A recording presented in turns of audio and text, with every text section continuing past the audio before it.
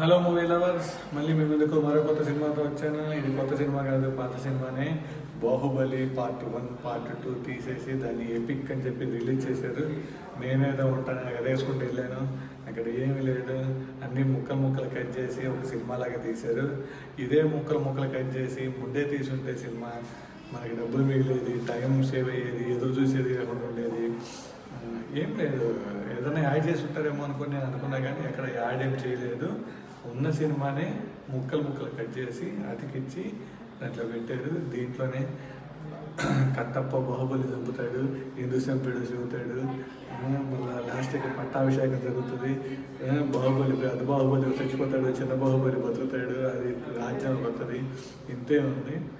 ఇదే అప్పుడు చేసుంటే మనకి డబ్బులు మిగిలేది. నాకు ఒక 2000 మిగిలేది, ఇప్పుడు ఒక 500 మిగిలేది. అంటే నా పాయింట్ ఆఫ్ వ్యూ మీకు ఎందుకు నేను ఇలా చెబుతున్నానంటే, మీ డబ్బులు సేవ్ చేయడమే నా ఇంటెన్షన్. అంతే. నా డబ్బులు పోయిన ఒక్కటో మీ అందరి డబ్బులు సేవ్ చేద్దాం అనేది నా కాన్సెప్ట్. చూడాలి అనుకుంటే చూడండి, థియేటర్స్లో జరుగుతుంది. బట్ దాంట్లో పెద్దగా ఏమీ లేదు. ఒక సినిమాని కట్లు చేసి మొత్తం ముక్కలన్నీ అతికించి ఒకే సినిమాలో తీశారు.